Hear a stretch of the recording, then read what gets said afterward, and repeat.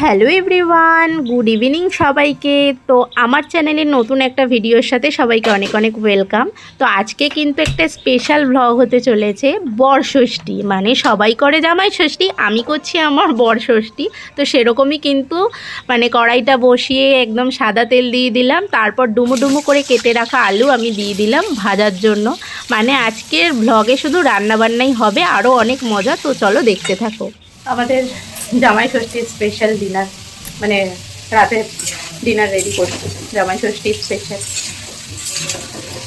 ষষ্ঠীতে অ্যাকচুয়ালি কোনো বছর সেরকমভাবে আর কি যাওয়া হয় না, যেহেতু অনেকটা দূরে থাকি, মানে বাড়ির থেকে অনেকটা দূরে। মানে তো সেরকমভাবে আর কি কোনো বছর প্ল্যানিং হয় না।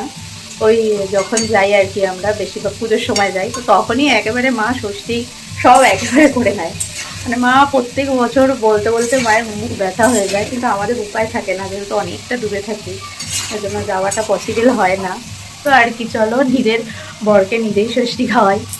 তো তোমরা কিরম কি মজা করলে, বা তোমাদের ষষ্ঠী মানে জামাই ষষ্ঠী তোমাদের সবার কেমন গেল, অবশ্যই আমাকে কমেন্ট বক্সে জানিও।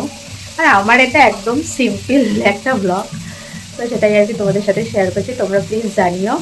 তো এই দেখো আমার কিন্তু আলুটাও প্রায় ভাজা হয়ে এসছে। এবার চলো বাদ বাকিটা করে নিই। আমি এদিকে আর একটু দেখাই যে বাবা মেয়ে কি।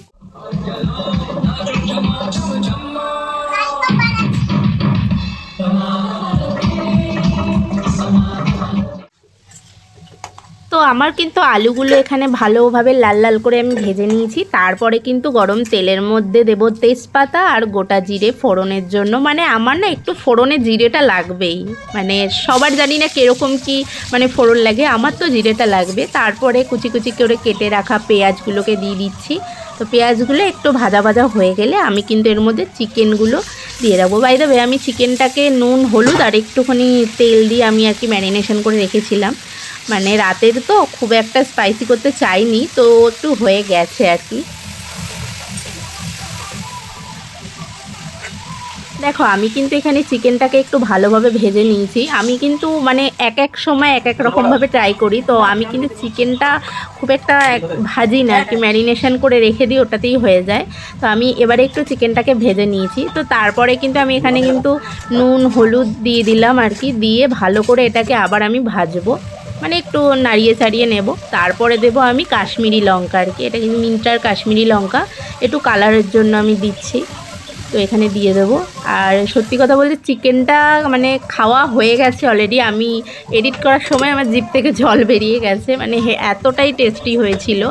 আর আমি কিন্তু এখানে মশলা দিয়ে দিয়েছি, মশলার মধ্যে আর কি রসুন, আদা, পেঁয়াজ আর কাঁচা লঙ্কা আর জিরে ছিল, আর কিন্তু কিছু ছিল না। তো আমি কিন্তু দিয়ে দিয়েছি। আর দেখো জাস্ট কালারটা এখনই চলে এসেছে, মানে কষানোর আগেই কালারটা চলে এসেছে।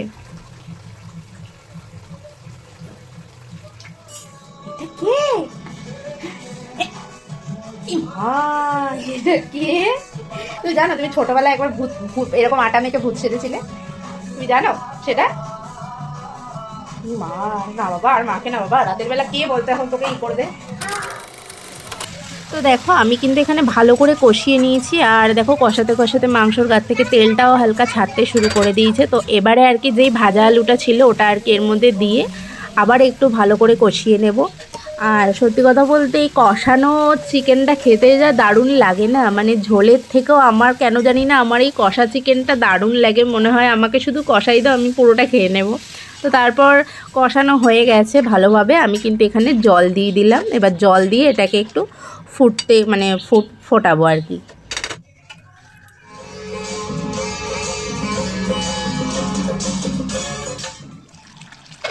মাংসটা কিন্তু প্রায় আমার এখানে সেদ্ধ হয়ে এসেছে, আর প্রায় হয়েও এসেছে, মানে খুব ভালোভাবেই সেদ্ধ হয়েছে। আর আলুটাও দেখো এখানে আলুটাও সেদ্ধ হয়ে গেছে। তো এবার কিন্তু আমি মানে বন্ধ করে ঢাকা দিয়ে রেখে দেব, তারপর হচ্ছে নেক্সট প্রিপারেশানে যাব।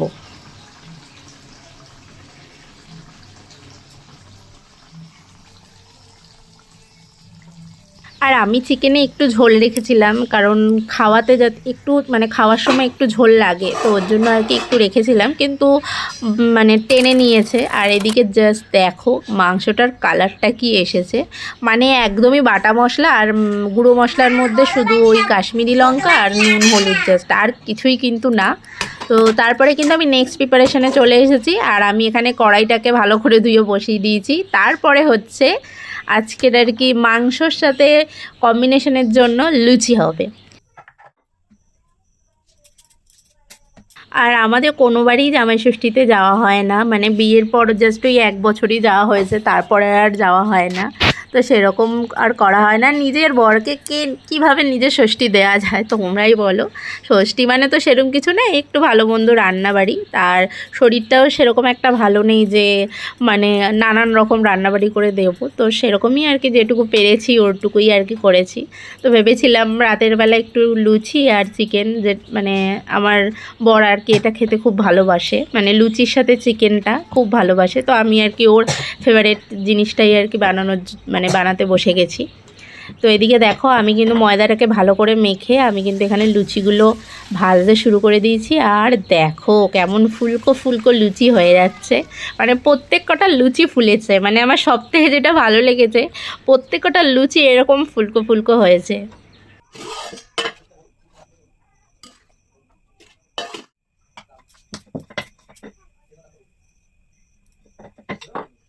আমার কিন্তু এখানে প্রায় রান্না শেষের দিকে, মানে আর কটা লুচি আছে করে নিলেই ব্যাস শেষ। তারপর কিন্তু বসে পড়বো আমরা সবাই মিলে।